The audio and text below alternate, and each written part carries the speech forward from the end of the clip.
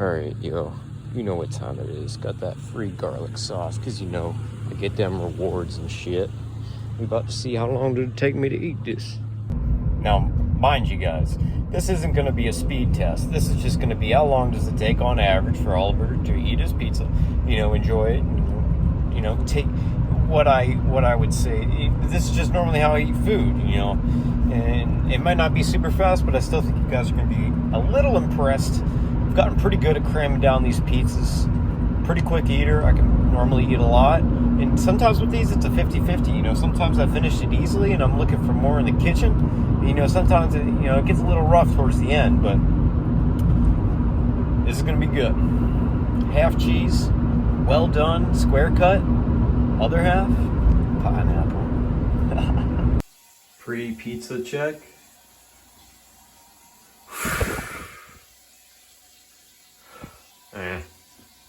Alright, and here we are, a thing of beauty. True artwork. We have our garlic sauce here. We're going to put it on some before we eat it, before we start.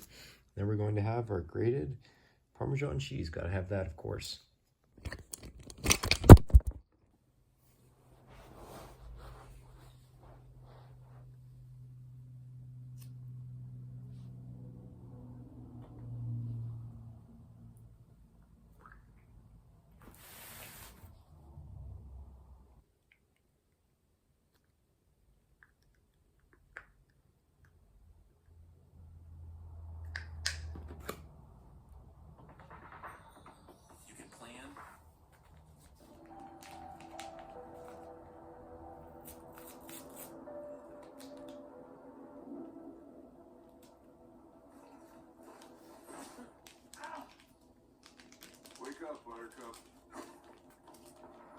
All right.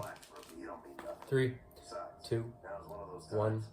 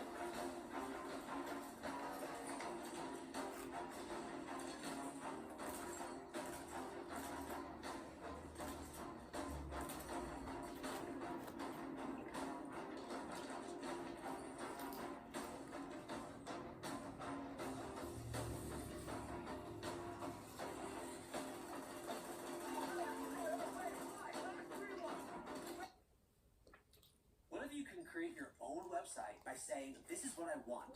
With Wix, you can.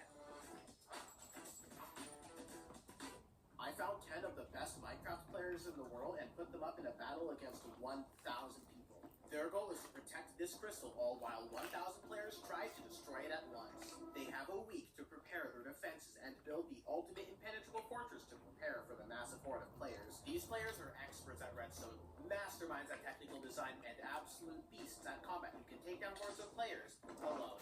Will they be able to successfully create a fortress that can withstand the force of 1,000 players in just 7 days? Sit tight, relax, and enjoy the show. Thanks to SmartToast for sponsoring this video. spent weeks scouring the internet, we found who we believed to be some of the best Minecraft players in the world that had the time and dedication for this. I gave them 3 extra days to work together and plan what they will do first. After they acquainted themselves with who has what skills, the group elected 2 players to lead the team. Meet Archel CM, a professional coach to many pro PvPers and a grinder who dominates SMPs. And meet Canadian, who is one of the best prison designers in Minecraft, utilizing elaborate defense and security measures to keep anything under his watchful eyes safe from any possible intruders. Archel CM did resource management and coached some of his fellow teammates who are less acquainted with fighting and more with engineering to make sure that they would last against the wave of players coming their way. He made a precise spreadsheet documenting what resources would be needed and gave everyone roles for what they needed to gather or build. Canadian, on the other hand, focused on constructing a blueprint for the actual defense, including devising security measures and creating elaborate defenses, which attempted to balance material cost and durability given the limited time they had. This was a careful balancing act that could determine the outcome of this battle. But with some of the best prison designers in the world on this case, this just might be possible. So all while Archel was in charge of gathering the resources, Canadian was in charge of using those resources to lead the team to victory. And after 3 days of devising their plan, they came up with a list of materials, a rough blueprint, and were ready for the 7-day building period. Okay, everyone huddle around this. Huddle around the critter. Can't stop laughing. You guys have 7 days to protect this crystal from 1,000 Minecraft players. Good luck. Scanner! Scanner, my children! Scanner! This crystal is on an island surrounded by ocean on all sides. When the server opens up to the public, everyone will be rushing here to destroy it. Now, everyone knew exactly what to do because of the planning done beforehand, so with absolutely no time to waste, everyone got to work. Let's go, dude! Forward! Alright. Even though Canadian wasn't quite done perfecting his design, they already knew exactly what they would need. We have just 7 days to mine 200,000 blocks of obsidian, fill thousands of buckets with lava, and make enough netherite armor, tools, weapons, gaffers, potions, and XP bottles for everyone on it. However, our team is determined and capable. If anyone were to do it, it would be us. And the hard part would be working together to get it done within just a week. The team split up in order to work on what needed to be done. Some traveled to form the main bases at villages, others went on to loot an ancient city, some of them went on to already begin flattening the main island for their defense, while a PvPer named 1BMM went on his own way to travel to the end.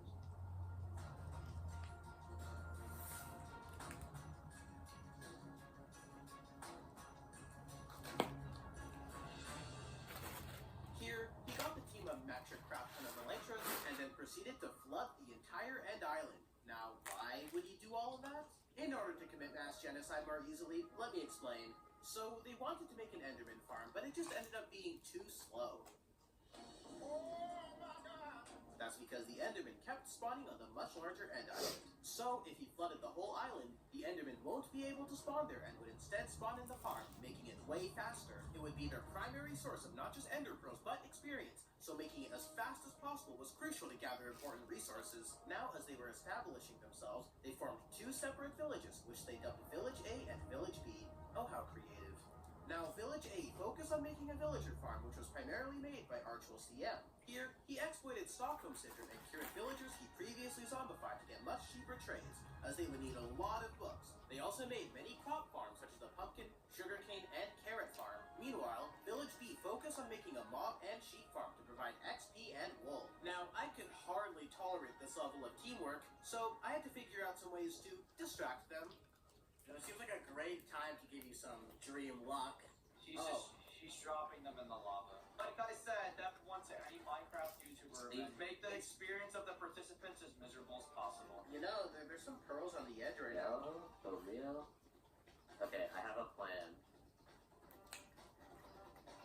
You're gonna like bow clutch? Oh. Wait. Double. What?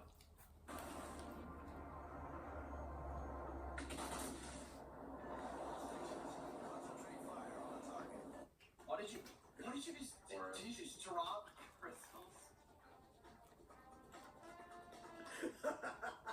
That was so close. I'm lagging. Why is there so many bats? Why is there so many bats? There's 500 bats. I have no idea what you're talking about. Compax, you want a surprise? Good. Here you go. Bruh, you really give me blindness.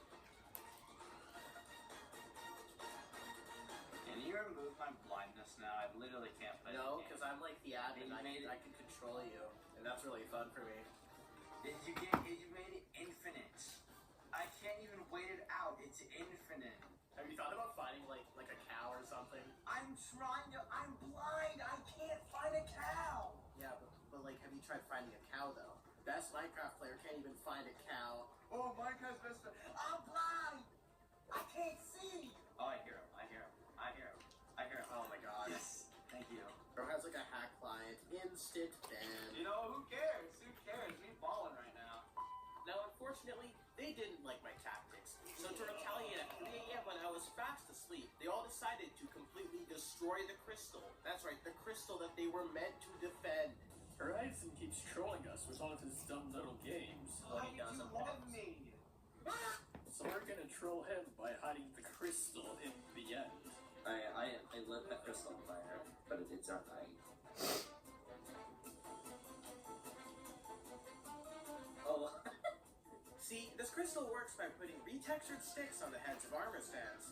Because the crystal visually was just armor stands with fancy clothing, you would technically be able to move the crystal just as you move an armor stand. I'm getting war flashbacks from this. Alright, let's get it out of here. I gotta go put it in like the nether or something. In the overworld, we could use water, but when we got to the nether, we used lava.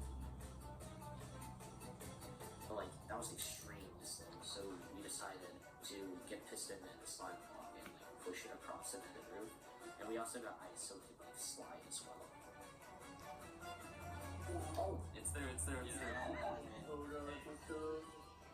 And it's in.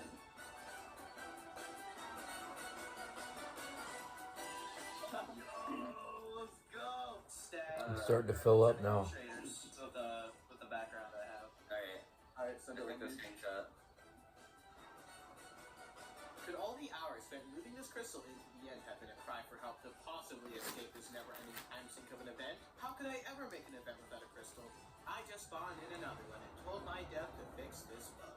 Now, with that internal rebellion snuffed out, the players had to move on. Some of them went to the nether for wither skulls and netherite. Now, the use for netherite is pretty obvious, but you might be wondering what they need the withers for. After all, they're trying to protect the crystal, not destroy it. The withers would really just get in the way of that. It was not to be used as a weapon, but rather was used to build it. Not like that. The point is, for a more realistic fortress, they needed a lot of obsidian. After all, their big strength would be the relatively weak gear the 1,000 players had. Most of them would barely even have diamonds by the time the raid began, so obsidian was essential as fortification. Obviously, it's not possible to mine it all, as even with efficiency 5 netherite pickaxes, it would take way too long. But there's a better way. See, if you throw an item into an end portal, it regenerates the obsidian end platform. By placing a wither over said platform to repeatedly destroy it, and a snow golem on the other side throwing snowballs in the portal, you basically have a perpetual motion machine forever generating a copious amount of obsidian as long as you're AFK there. Now, once they collected all the wither skulls, they prepared to spawn the wither into the setup. But things went sour as the wither broke free. Luckily, they were able to capture the nether star to create a beacon for later, a positive side effect. Although now they had to go back to the nether to get another 3 wither skulls. How fun. Eventually, they tried again and succeeded. Now, they finally have their obsidian machine running and account AFK 24/7. They still had a lot more resources to grind up though, and so they created farms to get those. They mined magma to create a gold farm. Additionally, they needed a metric crap ton of wood for their defense matrix, which involves a grid of waterlogged wooden slabs. Seacat got right to work making a wood farm, and spent a big chunk of his 112 hours on the server AFKing it. This machine pumped oak logs day and night. Hey guys, so my phone ran out of storage. I had to delete stuff, but here we are picking right back up on our last piece. Here we go. They can now work on their fortress in peace. But now, before we move on to the construction phase, you should see the real, full plan that Canadian initially presented to the 10 players. But I'll let the best prison designer in the world do that. Take it away, Canadian. Welcome to Duplicity. The defense will begin with the cheapest layer that we can make, a 12-block thick wall of lava, placed with the help of scaffolding. This should act as a filter that only the remotely competent players can get through. As for those competent players, their best advantage is that they can adapt to whatever defense we make and then share and compare strategies with each other, making the rest of our defenses mostly obsolete. Which is why the next 6 layers of our defense are all different, making it impractical to rely on defense. The gradual incline optimizes the cost of each defense, since the innermost layers don't need to be as tall as the outermost layers, starting off with what we have tested to be the most effective design for its cost. The enemy's leaked plans suggest that they think they'll be able to get multiple withers, which is why we're starting off with a design inspired by actual wither defenses. The next layer isn't set in stone and mainly depends on what spare resources we end up with. Right now it's a sideways version of the previous sand defense, but could be replaced with bubble elevators or even just solid obsidian. Defense 4 is an alternating pattern of obsidian and waterlogged slabs. The slabs are especially annoying since they generate water sources that you basically can't get rid of, and you have to constantly switch between tools. Again, even if you find a reliable strategy, you're only 8 blocks deep before you're faced with a new defense. Alternating cobweb and obsidian, where the 2-block gaps here will frequently force you to stand up if you're not paying attention. Even if you mine through all of these defenses, you still have to get through the boss fight room, which we'll get to later. Suppose you conclude that mining through 5 layers... I'm still hungry. I'm still hungry. Thank you for watching, guys.